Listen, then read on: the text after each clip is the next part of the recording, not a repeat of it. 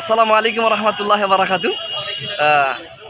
বর্তমান আমরা যিনার সঙ্গে বসে আছি তিনি হচ্ছে আহলে আন্দোলন বাংলাদেশ সদস্য, কেন্দ্রীয় সদস্য এর রংপুর জেলার জি জি সাবেক সভাপতি। জি রংপুর সাংগঠনিক জেলার সাবেক সভাপতি।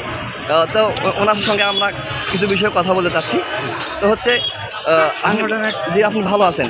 জি আলহামদুলিল্লাহ ভালো আছি। জি সাংগঠনিক খবর যে হলো রংপুর জেলার আপনার যে রংপুর সাংগঠনিক জেলার বিষয়ে যখন আপনি ছিলেন তার বিষয়ে কিছু বলবেন একটু কিছু?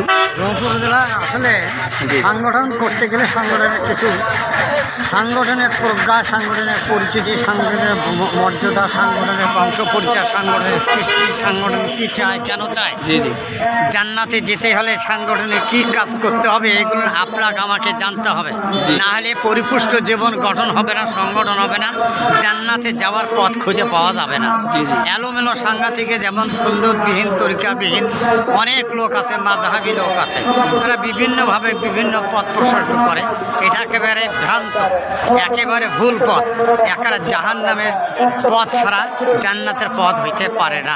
তাদের তাওহীদে আকীদা নাই, সুন্নাতে আকীদা নাই, রাসূল করিম সাল্লাল্লাহু আলাইহি ওয়াসাল্লামের জীবনে যা করেছেন তা নাই। হেতু নিজের সংস্কারে, যেমন গণতন্ত্র সংস্কার হয়েছে কে করছেন? সংস্কার গণতন্ত্র সংস্কার করছেন কতগুলি মানুষ, যেমন আলিহাজ, যেমন ইব্রাহিম লিঙ্কন, তারপর ডারউইন, এরা গণতন্ত্র সৃষ্টি করেছে। গণতন্ত্র মানে জান্নাতমুখী না হওয়া, দোজখমুখী হওয়া, এটাই হলো গণতন্ত্র। আর মুসলমানের হলো ইসলামী শরীয়তে হলো আমিরাত এবং খেলাফত। ইমারত খেলাফত হলো আল্লাহ রাসূলকে জানা, সেই পথে পথ চলা। তা এইরকম একটা সংগঠন যেনা একেবারে সংগঠন, সহি সংগঠন, জান্নাতের পথ প্রচলিত, জান্নাতে যাওয়ার একটা রাস্তা তৈরি করে দিয়েছেন। যেমন আহলে হাদিস আন্দোলন বাংলাদেশ আহলে হাদিস মাশাআল্লাহ যুব সংঘ, এটা সংগঠনের সৃষ্টি হলো। এই সংগঠনে সবাই থাকবেন, জান্নাতের খোঁজ পাবেন। শুকরিয়া, জাযাকাল্লাহ খাইর, বারাকাল্লাহু আলাইকুম। ওস্তাদজি আপনার গাড়ি আছে, প্রশ্ন করবো আমি, আপনার তুলে দেবো, গাড়ি আছে, সামনে আছে। তো হচ্ছে আপনারা বুঝতে পারছেন স্যারের জ্ঞান কীরকম, এবং অনেক পুরাতন লোক।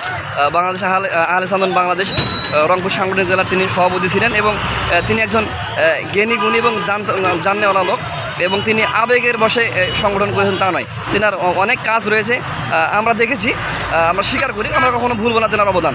তো আল্লাহ সুবহানাহু ওয়া তাআলা তাকে নেক হায়াত দান করুক, আল্লাহুম্মা আমিন। স্যারকে আমরা যথেষ্ট খেয়াল করি, তেনার দীর্ঘ সময় আমরা কাজ দেখেছি, তেনার হাতে অনেক কর্মী গঠন হয়েছে, গঠিত আছে অনেক কর্মী, আমরা জানি, আমাদের অনেক ভাইয়েরা আছে অনেক এরকম। তো সেক্ষেত্রে স্যারের জন্য দোয়া করবেন, স্যারের মতো আরও যেন একনিষ্ঠ কর্মী তৈরি হয় সংগঠনে, আমরা দোয়া করি। আল্লাহুম্মা আমিন। আল্লাহ কবুল করি। আল্লাহ। স্যার তো এখান থেকে সালাম দিয়ে শেষ করে দিই। আসসালামু আলাইকুম। ওয়ালাইকুম সালাম। আসসালামু আলাইকুম ওয়া রাহমাতুল্লাহ। জি ওয়ালাইকুম সালাম ওয়া রাহমাতুল্লাহি ওয়া বারাকাতুহু।